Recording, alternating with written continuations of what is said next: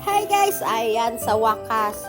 Natanggap ko na rin ang pamaskong handog para sa Batang Kankalo. Ayan, taga Caloocan City. Sabay-sabay nating buksan ang ating pamaskong handog. So, kita naman natin, packaging pa lang, box pa lang ang bongga.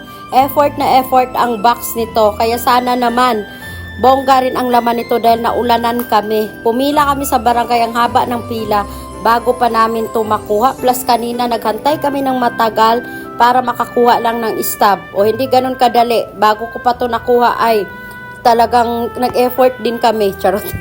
Merong pasta, ayan, na may kasama ng spaghetti sauce. Syempre, oy, may pa-pancake, pang-almusal. Pang Noche Buena din to eh. Pwede na pagkagising mo kinabukasan, ayan, may pang-almusal ng pancake. At syempre, may pa, diba? Pang-almusal. May pa-fresh milk, pero gusto ko tong fresh milk na to. Thank you so much. Ayan. Pamahalaang Mayor Along Malapitan. Thank you sa pamaskong handog. Meron ding cream dinsada. Ayan. At syempre, merong CDO Carne Norte.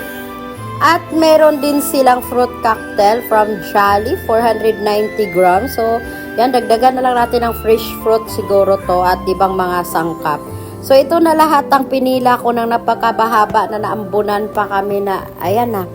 Ayan na, thank you so much. So, maging grateful na lang tayo kung anong natanggap natin kaysa magreklamo tayo. So, Merry Christmas and a Happy New Year. Maraming salamat!